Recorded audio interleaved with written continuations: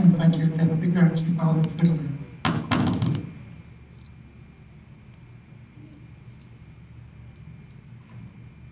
So our next speaker is Connie Grey Mckay. She is the Chief of Mishkeegogamang, and I'd like to welcome her up onto the stage to say a few words on our behalf.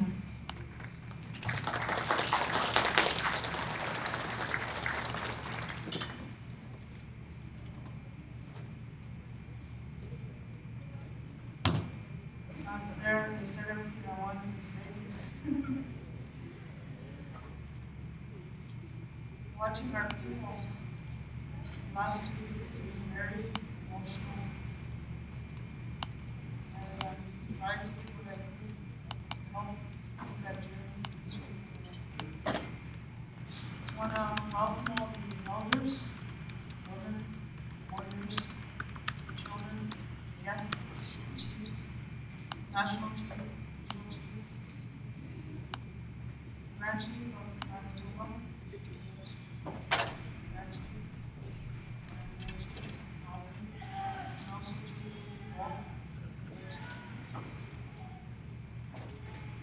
And I also want to acknowledge the families that are here, families of Sarah's family. Stand up.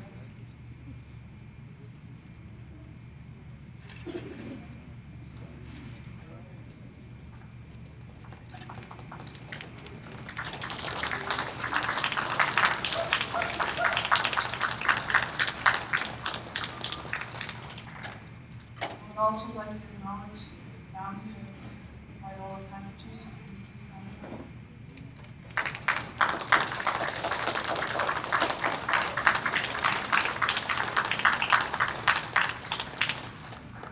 I would also like to acknowledge the family of the Fox.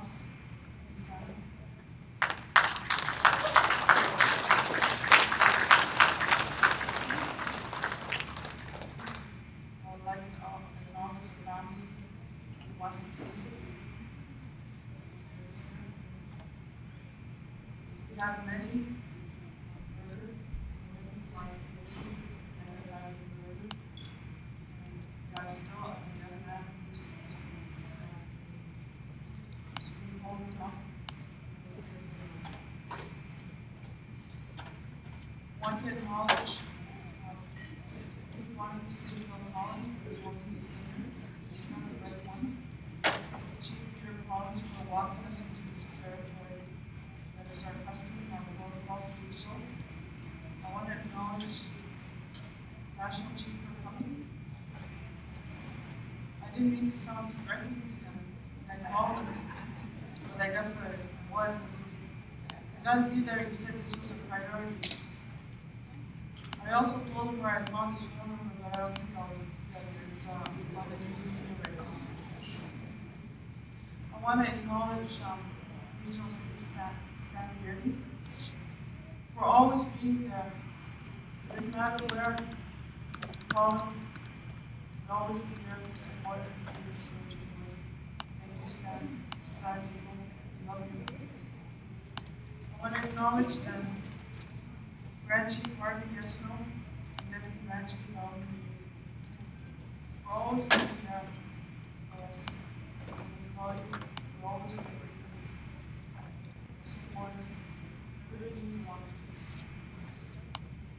I want to acknowledge Manitoba Grand Chief. Thank you for being there. We know how your schedules are. It really means a lot to us. And I want to acknowledge Elder and Chief Michael Butler. The first thing to come, and I jumped about 10 feet tall when we called and said we could make it. So now, after this ceremony is over, I'm going to fall back down. I also want to acknowledge Chief Wolf.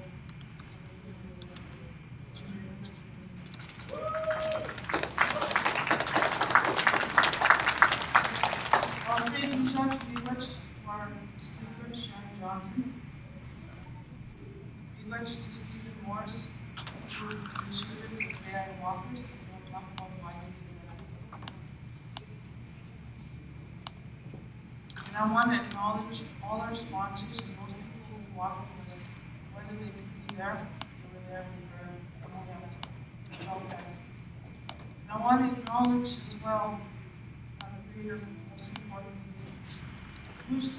who spoke to us through the rocks, who spoke to us through the noble trees, who spoke to us through the snowflakes as they fell, and we as teardrops from the sky. I really felt that. And I told my youth, if I run into the bush while I'm walking with you, don't bother looking for me and just tell me she's not busy. Because that's what I felt when I was out there. And those few times that I walked with them, I felt as if the angel was telling us, you have to protect us. Because if you don't protect us, we cannot protect you.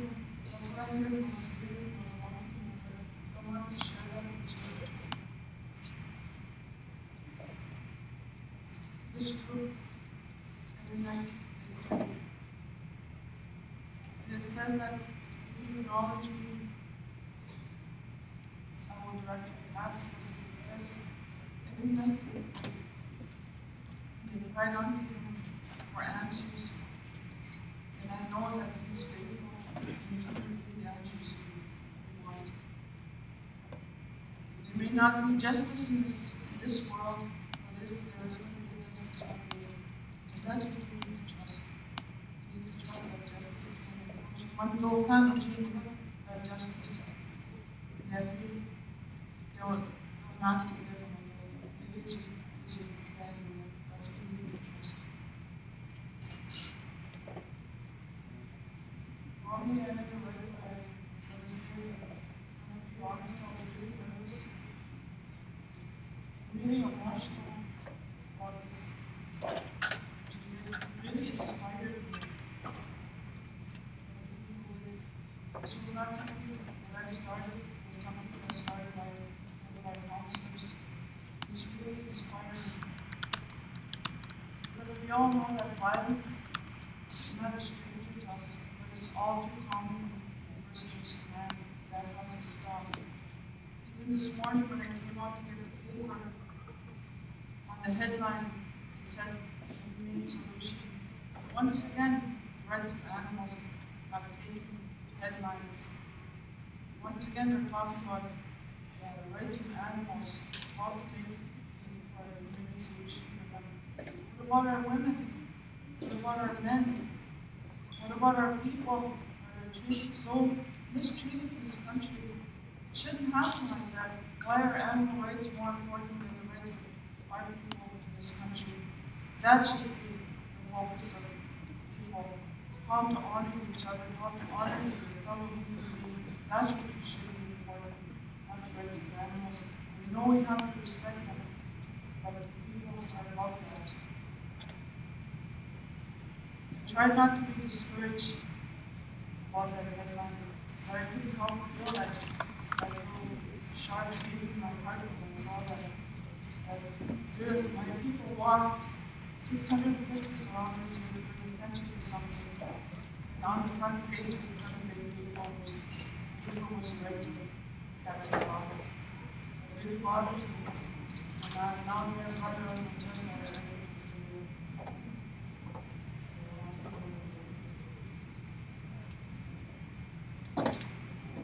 Not stop fighting. We have too much to do to grow a bridge to understanding and mutual respect.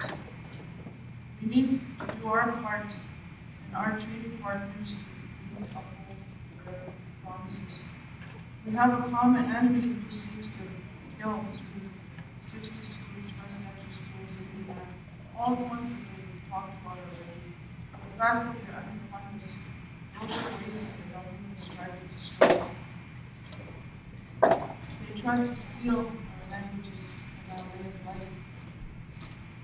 They try to destroy our families by attacking our women and the ones that we like. We see that. Why is there such a focus on them?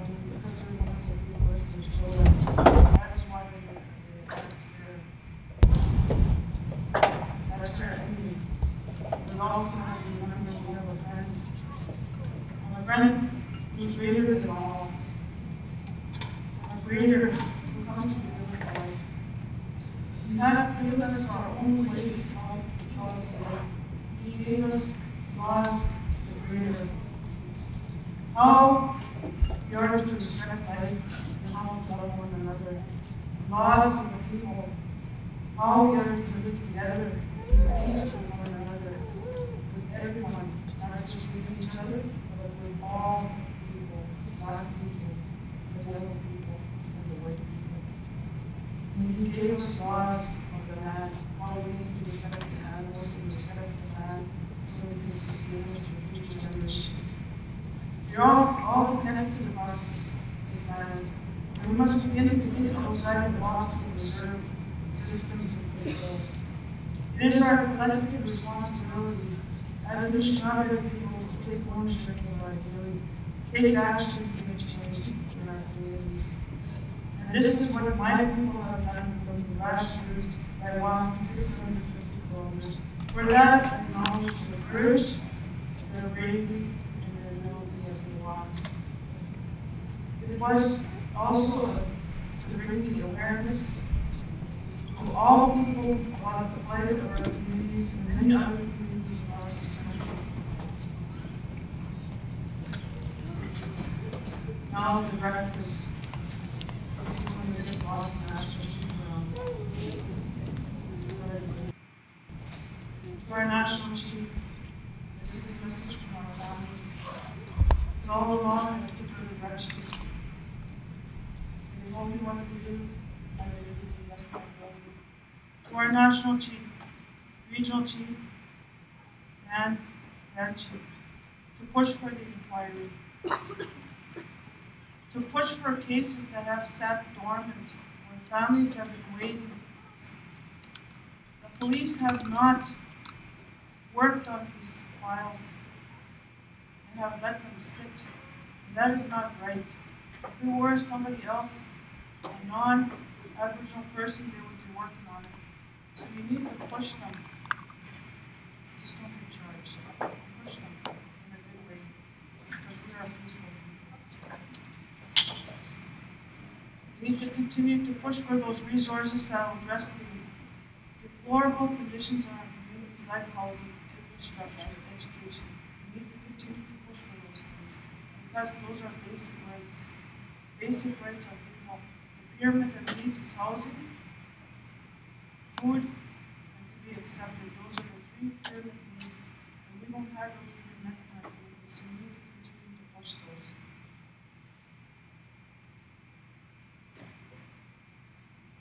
The sun is still shining, the rivers are still flowing, and the grass is still growing. The spirit and intent of Treaty Number 9 is alive and well. And those treaty partners need to be held accountable to live up to those treaty promises that were signed in Mishkeegogamang in 1905 July 4. We need to make sure that happens. And finally, I want to acknowledge all the elders that walked. There were many elders that walked. I want to acknowledge them as they sat, and I'm sure they prayed with you along the way. I want to acknowledge the warriors. I call them warriors that walked all the way, because I think there was a spirit that was born. The warriors that walked, keep that fire going. That's what you have to do. You got to keep that fire going. You got to keep that fire. And you got to light the other warriors up. I want to acknowledge the women who keep the water. That is our responsibility, to keep the water and the light. That's our responsibility. And I want to acknowledge the youth. It is your responsibility to keep that fire going into the next generation of this walk and the children. This will be your responsibility as well. And I want to acknowledge Melissa and Trina, who supported the founder of this walk. I would like these two women to stand up.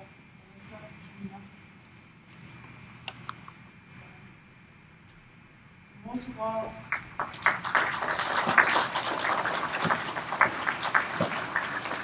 want to acknowledge the founder of this walk, Marianne Stanley. If you can.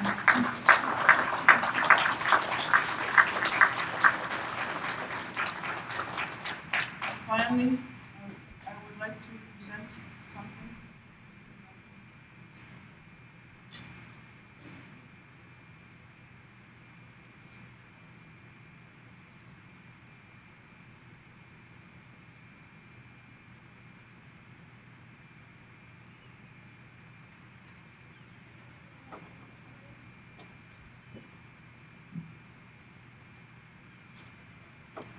I'd like to acknowledge Bernard. I believe there's a warrior spirit that's been put in him. And we want to acknowledge him for walking and the encouragement that he did all the way through the walk. Bernard, keep that if you can come up. Warrior!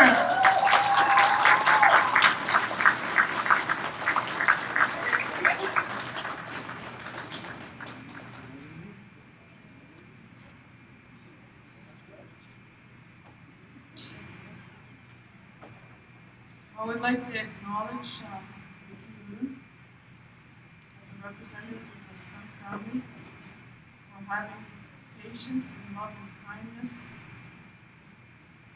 and keeping everybody safe.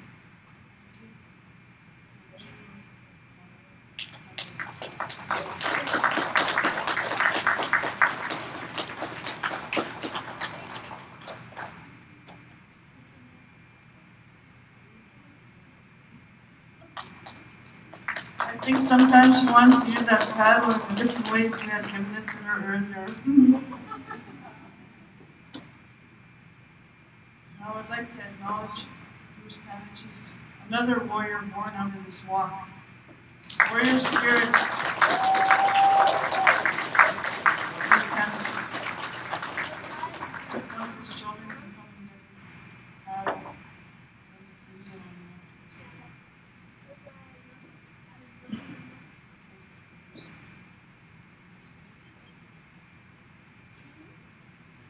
I'd like to present this last gift to the founder of the walk, who inspired all of us and who has given us another way to begin to take action on what's happening in our own community, the violence and the drinking, and all the stuff that's going on that's not good.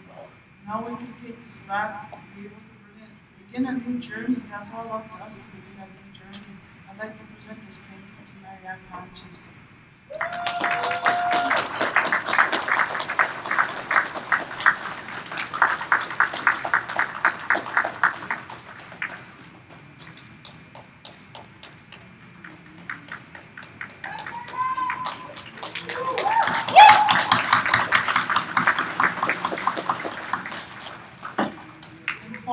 For all our guests, we have a copy of our Mishkeegogamang book, so you can see what a powerful nation we are, and we're going to continue to get more and more powerful as we go. Miigwech.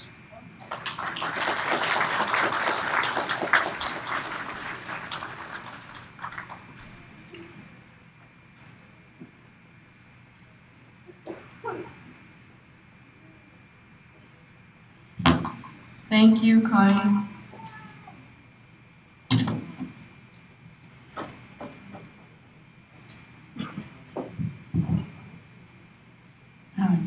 Ito tayo na record di ko kaya awas kaya na ayawan na tumamon. Terus from our brothers and sisters, for the rest of us from Manitoba, and a message to our warriors. I want to invite the Grand Chief of Manitoba, God Chief Manya Ipnat, to come and say a few words.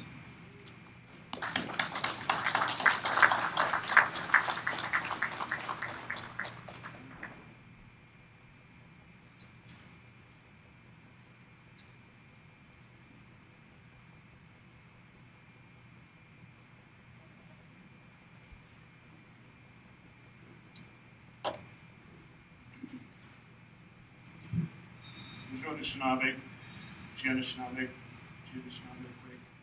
even Makwan, which doesn't want to go.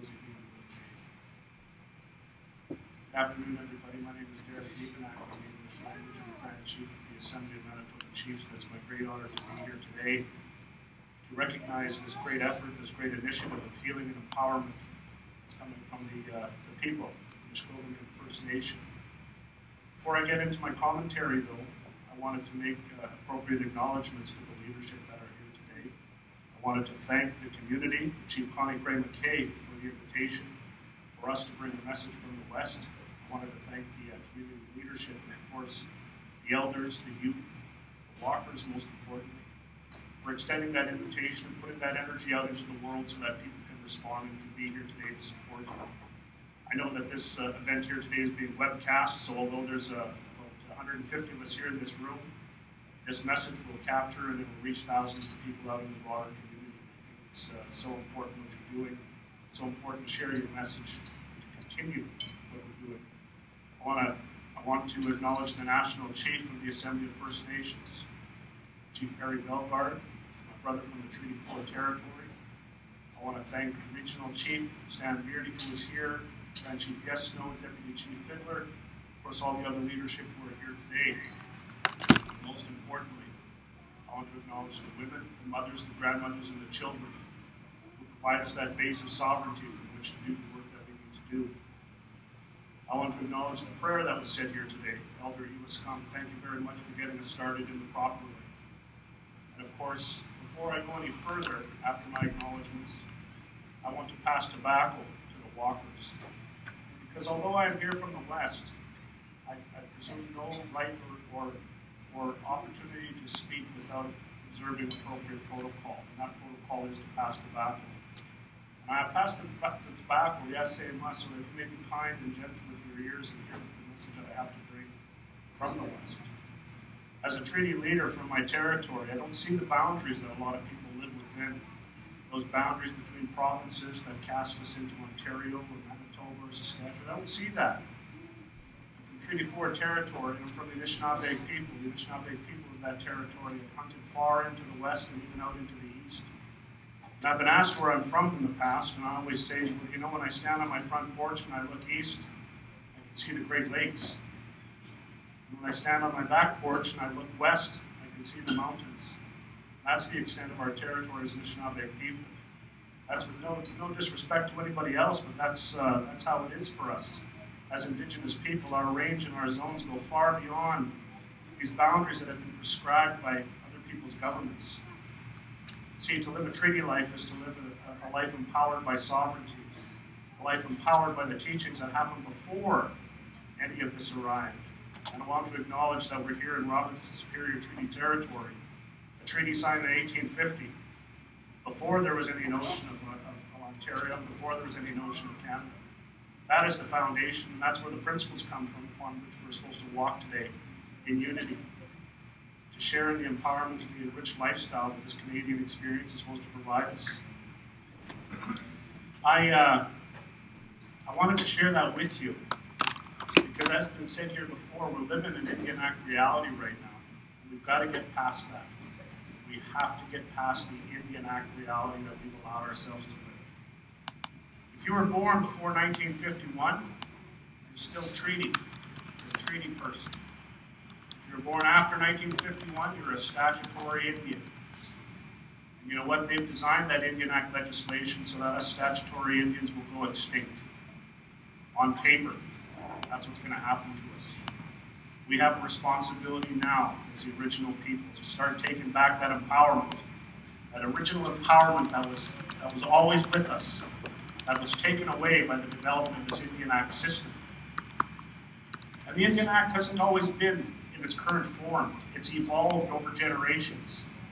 The original form was to do a consolidation of all the laws that they created to control and contain Indigenous people.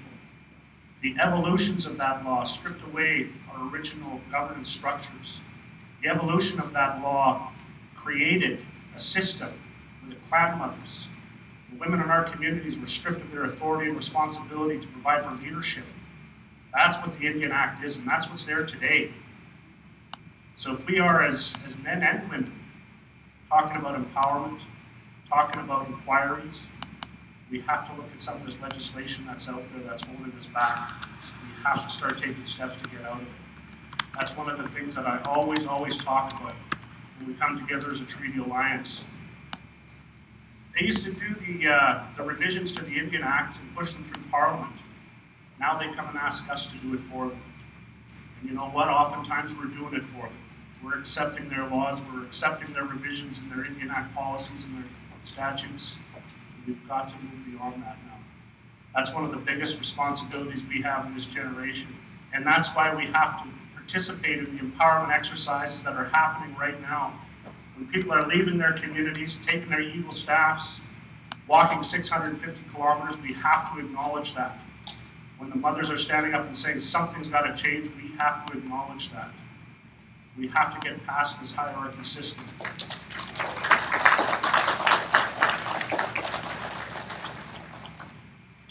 I was last here several months ago during the full moon walk.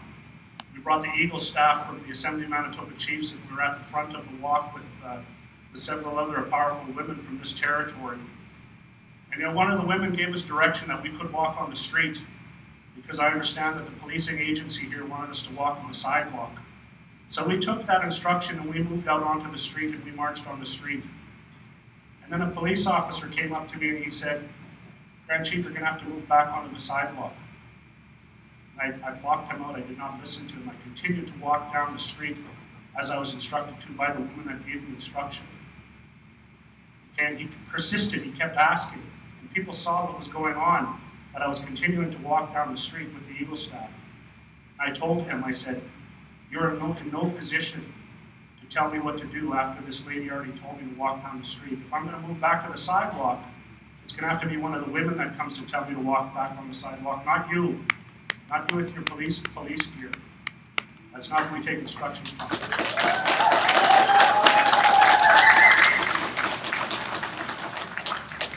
I wanted to share that once again, because I know Sharon's here today, and she's going to talk about that walk. But as men, there are protocols out there, and once women put those protocols in action, we have to follow them. That's our role in our families and in our communities. I wanted to share that. You know, on June 21st in 2012, we raised the pipe at the AMC Assembly. Later that day, there was an arrest made. An arrest made of a serial killer who had admitted to murdering three of our women in the city. One of those women was one of my relatives. I take this very seriously as well, and it's difficult at times because of the healing piece that we all have to do in the work we do. Whether you wear a headdress, whether you carry these gifts of being identified in leadership or not, we all carry the challenges that come with tragic loss in our family. We're not immune to it. It doesn't matter where we sit at the leadership table. We all go through it, and we all have to heal from it. So when I see all these walks happening, it's about healing. It really is about healing. And although we try and draw attention to the matter at the different political tables, the provincial government tables, and the federal government table, it's really about healing the spirit at the individual level and at the family level. And I commend the family that's doing that, the families that are out there doing that, because the most powerful strength that we can create, the most powerful strength that can manifest in our lifetime is the power of love. That power of love for one another within our families. It's the power of love that creates the space for us to heal. That's what I believe we're witnessing now in this time, and we have to harness it, we have to work with it. And we'll continue to do what we can. The Assembly of Manitoba Chiefs has done a very significant initiative following the June 21st arrest of the serial killer in Winnipeg. We began a process of vigils. We took to the streets in great numbers. Some of you were in Winnipeg at that time and witnessed some of the marches we did. We rolled up our political initiatives. We rolled them up to go to the AFN later that summer, and then from there it went to the provincial government's tables, and we've continued to push, along with everybody else in Canada, for the national inquiry that needs to happen. But at the same time, we said it's not enough for us to do political initiatives in Ottawa or wherever else we go. We have to do something at home. So we developed the Families First Foundation. Families First Foundation is now incorporated. Because you see, with the government money that flows to our political organizations, we cannot take that government money and put it to the initiatives that we need to put it towards. They tell us what we can spend the money on. And if we don't spend it on what they tell us to spend it on, then they say we're unaccountable. Or they plot back against next year's funding. The establishment of the Families First Foundation will allow each and every one of us to spend our money according to our priorities. I want to contribute. When someone goes missing in our city in Winnipeg or any city across Canada, the foundation will be able to contribute financially to those families that need to come together. And we have to provide gas money or help with making signs or printing photos. Like, it's those basic things that we're not able to do right now that the Families First Foundation will help with. I think every jurisdiction across the country should have a Families First Foundation to help families, so that each and every one of us can contribute to it, so that we can help fund these initiatives that have to happen. It's about funding the empowerment that has to happen, because these things don't happen without incurring costs. We have to admit that. So with that said, the Families First Foundation is going to endeavor to do its first major fundraiser in Winnipeg.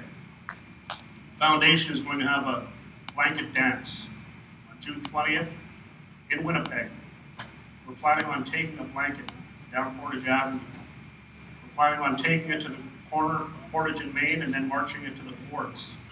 And we are hoping, in the tradition of our powwow, the tradition of the powwow blanket dance, that people will contribute financially to the blanket dance, and that will form the first contributions to the foundation. From there, from that first contribution, we will be able to help future initiatives when we have to go and search for missing people that we care about. When families come to the city and they need help, we'll be able to help. That's how we're going to become effective, and that's where action is going to have to come from. So that's where we're headed in Manitoba. I wanted to be here to share that message with you. Like I said, political organizations, we can talk all day. We can talk all day, but you know what? Where the difference is made is on the street. The difference is made on the street when we put our shoes to the street and we participate and we make those contributions to empower these processes. That's where I truly believe the difference is made. This is a national issue. It's an international issue. I want you to be aware of that. The world is watching what's happening here in Canada. I've been to Africa. I went to the World Forum on Human Rights last year. People in Africa know what's happening here in Canada. They know we're working with a government that's turning a blind eye to what's happening. And they know why too. They know that this government that we're working with is afraid of the power of our communities. They're afraid of the power of our women. So we have a responsibility as men to knock down these political hierarchies and make sure that there's a place where the power of our communities and our families can flourish. That's what the women and the grandmothers and those messages they bring.